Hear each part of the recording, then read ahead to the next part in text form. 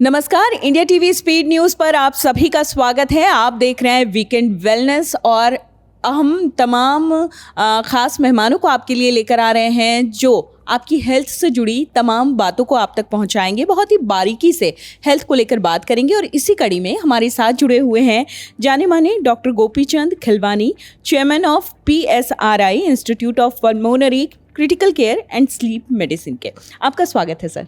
Thank you. पहला सवाल मेरा आपसे ये है कि कोरोना के बाद हमारी लंग्स के लिए खतरा कितना बढ़ गया है?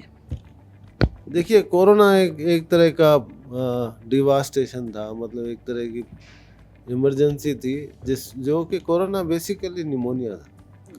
तो निमोनिया, एक तो दो बातें हुई, एक अच्छी एक बुरी। अच्छी ये कि लंग के बारे में अवेयरनेस सबको आ गई, वायरल इन्फेक्शन के बारे में अवेयरनेस।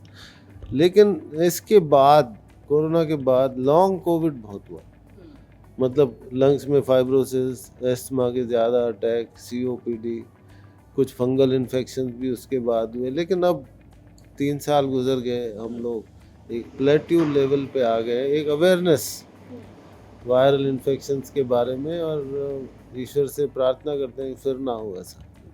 दिल्ली NCR में हम रहते हैं और जाहिर सी बात है दिल्ली NCR का पोल्यूशन लेवल जो है अपने रिकॉर्ड स्तर पर पहुंच चुका है। ऐसी स्थिति में पोल्यूशन हमारे फेफड़ों को कितना ज़्यादा नुकसान पहुंचा सकते हैं? हमारी आयु कितनी कम हो गई है? एक तो आपको ये बताना चाहूँगा कि दिल्ली कैपिटल इंडिया का है, तो ये पॉल्यूशन का भी कैपिटल है। लेकिन ऐसा नहीं है कि पॉल्यूशन सिर्फ दिल्ली में है।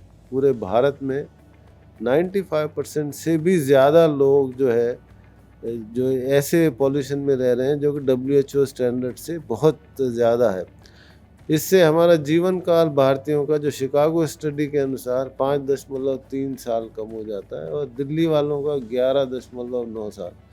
सिर्फ जीवन काल से ये मतलब नहीं है, हमारी जो क्वालिटी ऑफ लाइफ है, एस्थमा, COPD, लंग कैंसर, हर तरह का कैंसर, बार बार निमोनिया हो जाना। आपने देखा होगा कि जैसे अक्टूबर नवंबर आता है तो हर आदमी खांसने लगता है, गला खराब होता है, नाक बहता है, छाती में तनाव रहता है। और आप किसी दोस्त को बताएंगे कि भाई मेरे को इतनी तकलीफ है, तो आपको कोई सहानुभूति नहीं मिलेगी, क्योंकि वो कहेगा तो मुझे भी है, सबको ही होता है, उसमें क्या बड़ी बात है। लेकिन वहाँ तक सीमित नहीं होता, वो फिर बाद में बढ़ के वो COPD बनता है। COPD क्या होता है कि 3rd leading cause of death है। लंग कैंसर जो कि सिर्फ स्मोकर्स में मानते थे, वो अब 40% नॉन स्मोकर में हो रहा है, वो पॉल्यूशन की वजह से हो रहा है। अगले सवाल पर मैं आती हूँ। लंग्स की अगर हम बात करते हैं तो बात बेहद ज़रूरी हो जाती है क्योंकि हम इतने पोल्यूशन में रह रहे हैं। फूड खाने पर हमें कितना ध्यान देना चाहिए और क्या खाना चाहिए कि हमारे लंग्स की सेहत अच्छी रहे? देखिए, क्योंकि हम रोज़ 10,000 लीटर हवा लेते हैं, तो लंग इन्फेक्शन बहुत कॉमन होता है। और एक रिसर्च हुई थी जिसमें कि ये देखा गया कि जो जनरल प्रैक्टिशनर हैं, 50% जो पेशेंट उनके पास जाते हैं उनको लंग की खांसी या कुछ होता है। तो मतलब लंग के इन्फेक्शन बहुत कॉमन होते हैं। और अगर हमारी इम्यूनिटी ठीक नहीं होगी, जो हमारी जो रोग प्रतिरोधक क्षमता जिसको कहते हैं, तो फिर लंग इन्फेक्शन बहुत होते हैं। और लंग इन्फेक्शन होने से निमोनिया, COPD, एस्थमा, ये सब बढ़ते हैं।